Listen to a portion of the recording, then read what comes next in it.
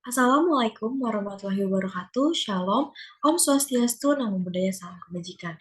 Pada kesempatan kali ini, dalam rangka memenuhi tugas untuk UAS mata kuliah Hukum Kepailitan, saya Safira Maharani Putri Utami dengan nomor induk mahasiswa 2010611136 akan menjelaskan mengenai review materi dari pertemuan ke-9 sampai ke-14 dan juga akan melakukan analisis kasus serta menjawab pertanyaan-pertanyaan yang telah diberikan.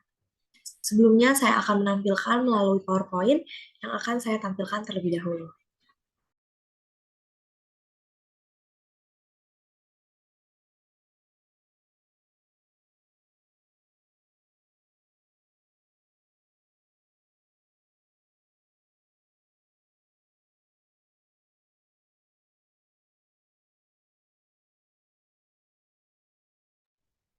Baik, sebelumnya saya sudah menyebutkan nama saya yaitu Safira Mahana Putri Utami dengan nomor induk mahasiswa 2010611136 yang kemudian akan dilanjut.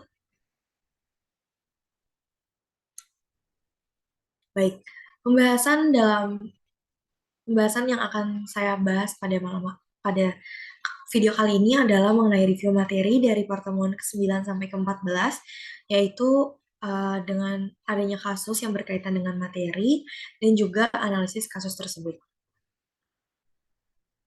Baik, untuk yang pertama adalah pencocokan hutang.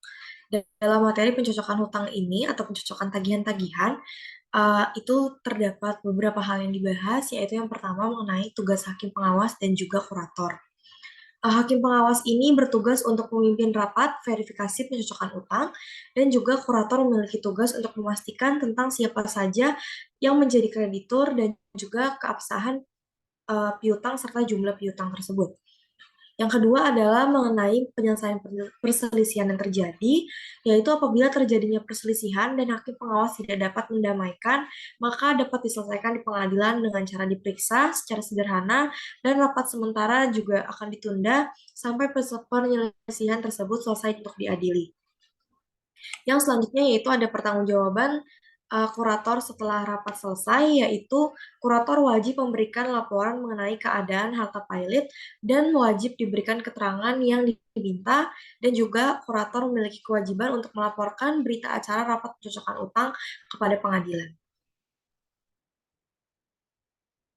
Nah, untuk selanjutnya ada materi mengenai berakhirnya kepailitan.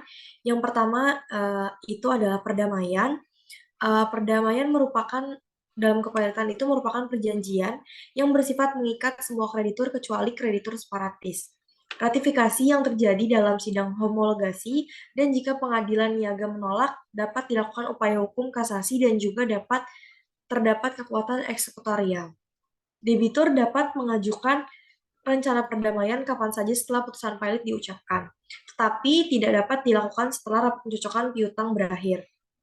Hal ini dikarenakan dalam hal debitur tidak mengajukan rencana perdamaian selambat-lambatnya pada saat rapat pencocokan piutang, maka debitur pilot harus dinyatakan demi hukum dalam keadaan insolvensi.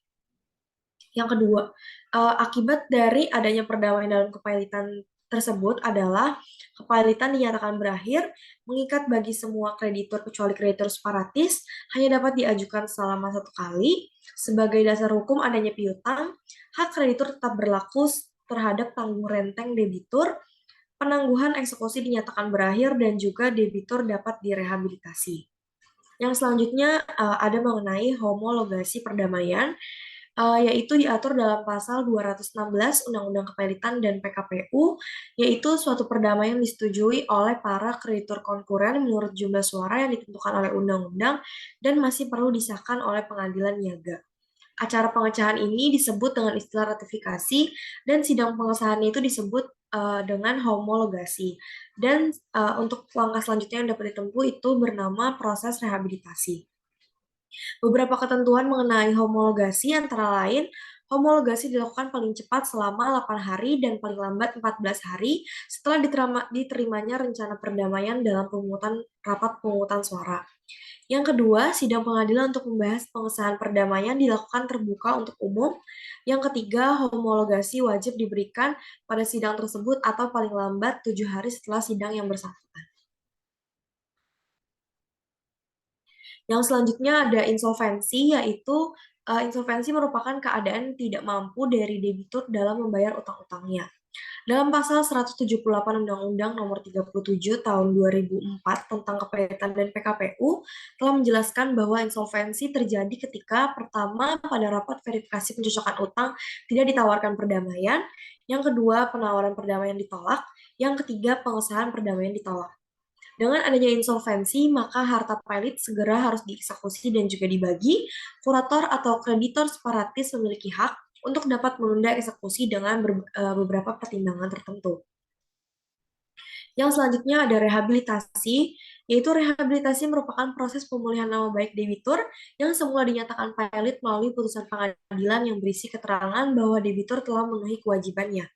Proses rehabilitasi ini diatur dalam pasal 215 sampai pasal 221 Undang-Undang Kepailitan dan PKPU. Prosedur dapat dilakukan oleh debitur dengan mengajukan permohonan rehabilitasi kepada pengadilan yang telah memberikan putusan pernyataan pilot dan disertai dengan lampiran bukti bahwa menyatakan bahwa semua debitur telah memperoleh pembayaran secara memuaskan. Permohonan tersebut harus diumumkan dalam berita negara dan surat kabar yang sudah ditunjuk oleh pengadilan niaga. Kreditur yang diakui diperbolehkan untuk mengajukan keberatan dan menyertakan alasannya dalam kurun waktu sekitar 60 hari. Yang selanjutnya ada mengenai penundaan kewajiban pembayaran utang atau PKPU.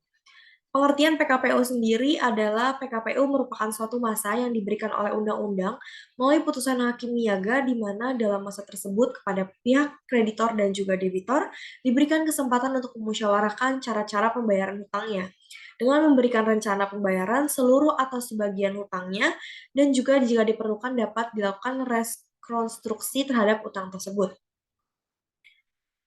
Syarat permohonan pengajuan PKPU dapat dilihat dalam pasal 222 ayat 1 dan ayat 3, Jungto pasal 8 ayat 4 Undang-Undang Kepailitan dan PKPU yang menjelaskan bahwa syaratnya adalah debitur memiliki lebih dari satu kreditor, yang kedua debitur memiliki hutang dan juga telah jatuh waktu dan dapat ditagih dan tidak dibayar lunas sedikitnya terhadap satu kreditor.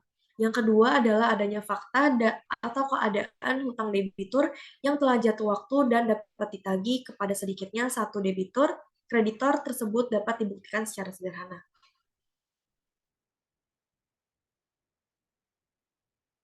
Pihak yang mengajukan PKPU, ada beberapa pihak yang dapat mengajukan PKPU, diantaranya adalah debitur itu sendiri, kreditor, kejaksaan apabila berkaitan dengan kepentingan umum, Bank Indonesia terhadap debitur bank, Menteri Keuangan terhadap debitur BUMN yang bergerak pada kepentingan publik, OJK terhadap debitur perusahaan efek, bursa efek, lembaga keliling dan peminjaman, dan lembaga penyimpanan dan penyelesaian, atau OJK terhadap debitur dana pensiun. Proses pengajuan PKPU dalam pasal 224 Undang-Undang Nomor 37 Tahun 2004 tentang Kepailitan dan PKPU telah menjelaskan mengenai prosedur untuk pengajuan permohonan PKPU sebagai berikut. Yang pertama, PKPU harus diajukan kepada pengadilan niaga di daerah kedudukan hukum debitur. Jika diajukan oleh debitur, maka permohonan PKPU harus disertai daftar yang memuat sifat, jumlah piutang dan utang debitur serta surat bukti secukupnya. Yang ketiga, jika diajukan oleh kreditur, maka pengadilan wajib memanggil debitur melalui jurusita dengan surat kilat tercatat paling lambat 7 hari sebelum persidangan. Yang keempat, jika dikehendaki rencana perdamaian, maka harus disertakan pada saat pengajuan surat permohonan.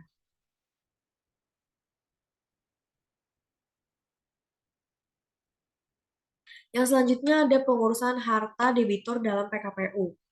Pengurus adalah seorang yang bersama dengan debitur untuk mengurus harta debitur selama PKPU berlangsung.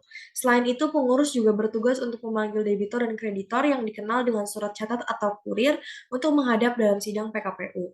Pengurus yang diangkat harus independen dan tidak memiliki benturan kepentingan baik dengan debitur maupun dengan kreditor.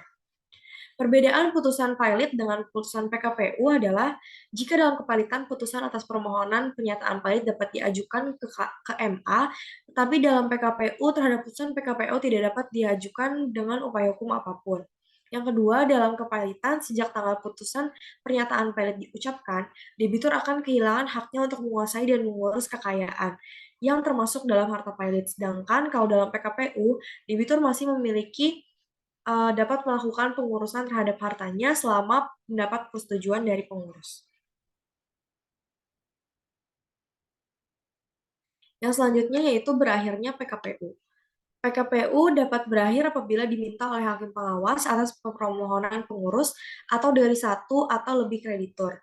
Selanjutnya, permintaan tersebut dimintakan ke pengadilan untuk dinyatakan bahwa PKPU berakhir. Hal yang menyebabkan PKPU berakhir adalah sebagai berikut. Yang pertama, debitur selama waktu PKPU bertindak dengan itikat buruk dalam melakukan pengurusan terhadap hartanya. Debitur telah mencoba atau merugikan para krediturnya. Debitur melakukan pelanggaran, yaitu debitur tanpa persetujuan pengurus melakukan tindakan kepengurusan sebagian atau seluruh harta, dan pengurus juga harus memastikan bahwa debitur tidak melakukan kegiatan yang merugikan harta debitur sendiri. Debitur lalai dalam melaksanakan tindakan yang diwajibkan kepadanya oleh pengadilan pada saat atau setelah PKPU diberikan, atau lalai melaksanakan tindakan yang disyaratkan oleh pengurus demi kepentingan harta debitur. Yang kelima, selama PKPU, debitur tidak memungkinkan untuk melanjutkan PKPU. Yang keenam, keadaan debitur tidak dapat diharapkan kembali untuk memenuhi kewajiban selama PKPU sesuai dengan rapat tepat pada waktunya. Yang selanjutnya mengenai perdamaian, yaitu perdamaian dalam proses PKPU. Berdasarkan pasal 224 ayat 4, pasal 265, dan pasal 266 Undang-Undang Kepailitan dan PKPU dijelaskan bahwa rencana perdamaian dalam PKPU dapat diajukan pada yang pertama bersamaan dengan diajukannya permohonan PKPU, yang kedua sudah permohonan PKPU diajukan tetapi hari diajukan sebelum tanggal hari sidang, atau yang terakhir adalah setelah hari sidang dalam masa PKPU sementara dan sepanjang tidak melebihi 240 hari sejak PKPU sementara. Yang selanjutnya adalah mengenai penyelesaian penyelisihan, yaitu dari segi waktu, perdamaian PKPU diajukan pada saat atau setelah permohonan PKPU, sedangkan kepailitan diajukan pada saat putusan pailit terhadap debitur dari hakim. Yang kedua, dari segi pembicaraan atau penyelesaian, perdamaian dalam PKPU dilakukan pada saat sidang pengadilan yang memeriksa permohonan PKPU, sedangkan perdamaian pada kepailitan dibicarakan pada saat verifikasi setelah putusan kepailitan. Yang terakhir, dari segi kekuatan mengikat, perdamaian dalam PKPU berlaku pada semua kreditor, baik konkuren maupun preferen, sedangkan perdamaian pada kepailitan hanya berlaku bagi kreditor konkuren. Berikut merupakan perbedaan dari kepailitan dan juga PKPU. Dan selanjutnya, pengesahan dan penolakan rencana perdamaian oleh pengadilan. Jika rencana perdamaian itu diterima, maka hakim pengawas wajib menyampaikan laporan tertulis kepada pengadilan pada tanggal yang telah ditentukan untuk pengesahan perdamaian. Pengurus serta kreditur juga dapat menyampaikan alasan yang menyebabkan ia menghendaki pengesahan atau penolakan perdamaian. Jika rencana perdamaian tersebut ditolak, maka hakim pengawas wajib segera memberitahu penolakan itu kepada pengadilan dengan cara menyerahkan salinan rencana perdamaian serta risalah rapat sebagaimana dalam pasal 282 ke Hukum Kepailitan dan PKPU, dan pengadilan harus menyatakan debitur pailit setelah pengadilan menerima pemberitahuan penolakan dari hakim pengawas dengan memperhatikan ketentuan dalam pasal 283 ayat 1. Terdapat beberapa langkah yang berbeda atas hasil dari rencana perdamaian yang juga memiliki dampak dari PKPU itu sendiri. Berikut merupakan analisis kasus yang akan saya bawa. Untuk kronologinya adalah termohon dalam PKPU ini merupakan badan hukum koperasi yang bernama Koperasi Jasa Indonesia Tanah Airku. Pemohon adalah PKPU merupakan individu yang melakukan investasi berupa simpanan berjangka kepada Koperasi Jasa Indonesia Tanah Airku atau KITA dengan periode simpanan 25 April 2019 sampai dengan 25 April 2020 dengan jumlah investasi sebesar 400 juta. Sejak jatuh tempo pada tanggal 25 April 2020, pemohon telah memberikan surat tagihan pertama dan tagihan kedua, dan sampai sekarang simpanan berjangka tersebut tidak dapat dicairkan dengan alasan yang tidak jelas. Secara sederhana terbukti adanya hutang termohon PKPU dengan pemohon PKPU yang sudah jatuh tempo dan dapat ditagih dengan rincian 400 juta rupiah. Selain terhadap pemohon PKPU, ternyata termohon PKPU juga memiliki hutang yang sudah jatuh tempo dan dapat ditagih kepada Sebastian T. Dateng dengan nilai investasi berjangka sebesar 100 juta rupiah dengan periode simpanan yaitu 7 Maret 2020 sampai 7 Maret 2021. Sebastian T. Dateng memberikan surat tagihan pertama dan kedua dan sampai saat ini oleh Koperasi Jasa Indonesia Tanah Airku belum dibayar. Investasi bersimpanan berjangka yang sudah jatuh tempo pada tanggal 25 April 2020 sebesar 400 juta antara pemohon PKPU dengan termohon PKPU telah terpenuhi secara sederhana. Hingga tanggal diajukannya permohonan PKPU, termohon PKPU belum membayar hutangnya yang telah memasuki jatuh tempo dan dapat ditagih. Kepada pemohon PKPU, meski pemohon PKPU telah melakukan berulang kali dan atau menagih atau mengingatkan termohon PKPU untuk membayar hutangnya. Nah, berikut merupakan analisis dari mengenai syarat PKPU itu sendiri. Koperasi Tanah Airku ternyata memiliki hutang deposito jatuh tempo kepada Heti Kamir atau sebagai pemohon PKPU dan Sebastian T. Datang yang sudah jatuh tempo dan juga belum dibayarkan. Penempatan dari jasa investasi ini mendapat keuntungan sebanyak 11% dan juga berdasarkan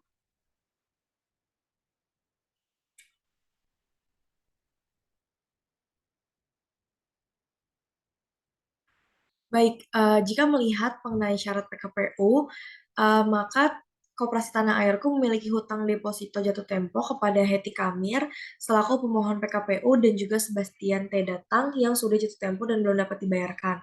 Maka dengan demikian, untuk syarat pengajuan PKPU yang pertama maka sudah terpenuhi.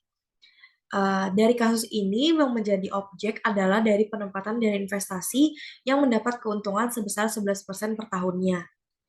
Tetapi ketika kita selidiki lagi bahwa berlandaskan pada akta pendirian Koperasi Jasa Indonesia Tanah Airku, jika terjadinya kerugian usaha yang dibiayai oleh dengan modal penyertaan, maka resiko si penyetor itu berhak untuk memiliki tanggung jawab juga terhadap resiko tersebut.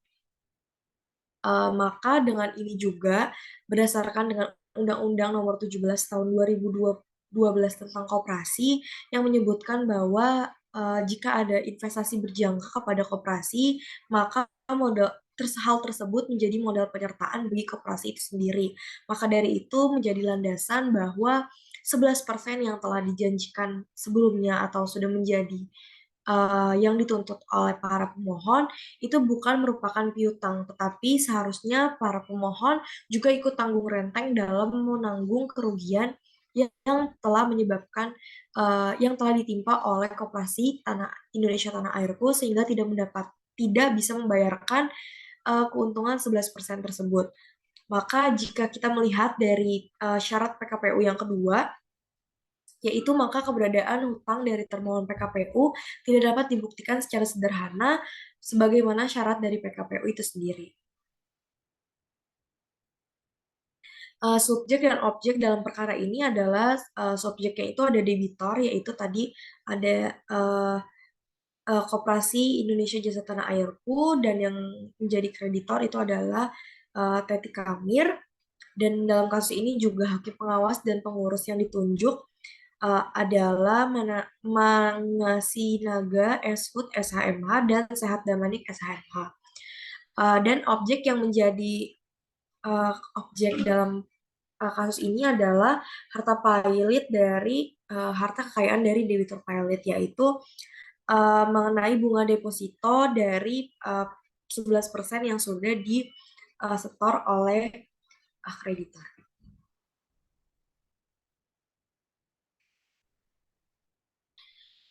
Dan jika kita menilik lagi dari permasalahan dalam kasus ini adalah permohon PKPU telah melakukan investasi berupa simpanan berjangka selama 12 bulan kepada kita dengan periode simpanan 25 April sampai 2019 sampai 25 April 2020 dengan jumlah investasi sebesar 400 juta rupiah Dan koperasi kita telah menerbitkan sertifikat simpanan berjangka. Maka dengan demikian, sejak jatuh tempo pada tanggal 25 April 2020, pemohon sebelumnya telah memberikan surat tagihan pertama dan juga tagihan kedua, dan sampai sekarang simpanan berjangka tersebut tidak dapat dicairkan dengan alasan yang tidak jelas.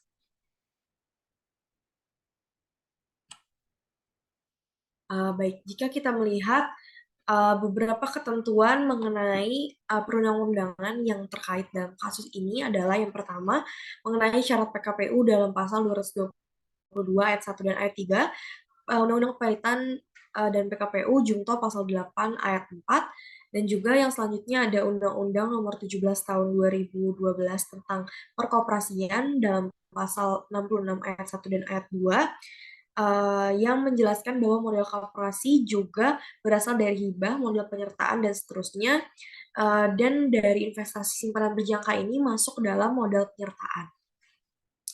Yang selanjutnya yang menjadi dasar hukum juga adalah Akta Pendirian Koperasi Jasa Indonesia Tanah Airku nomor 2 tanggal 5 Oktober 2015 karena dalam akta pendirian ini menjelaskan bahwa modal koperasi berasal dari modal sendiri dan juga modal pinjaman. Selain itu dapat melakukan penumpukan modal yang berasal dari modal penyertaan yang diatur lebih lanjut dalam anggaran rumah tangga.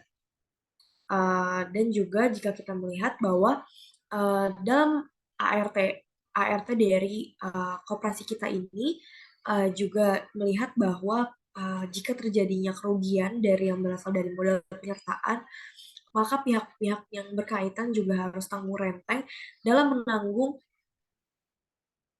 menanggung hal tersebut.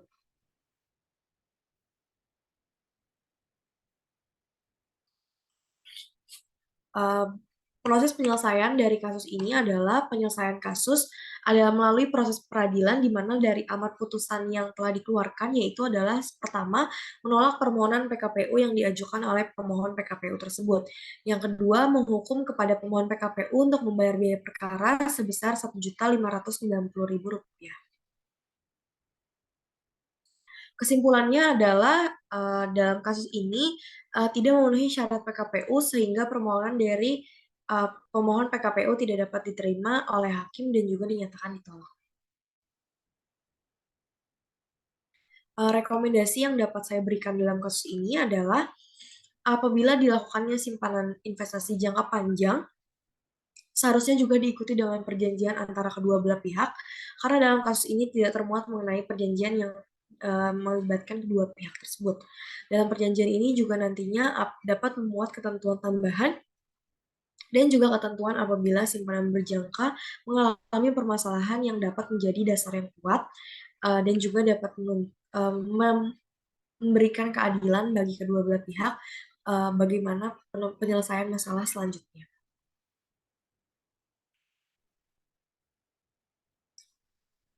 Baik, mungkin sekian presentasi saya mengenai review materi dari materi ke-9 sampai ke-14 dan juga disertai dengan kasus dan juga analisis kasus.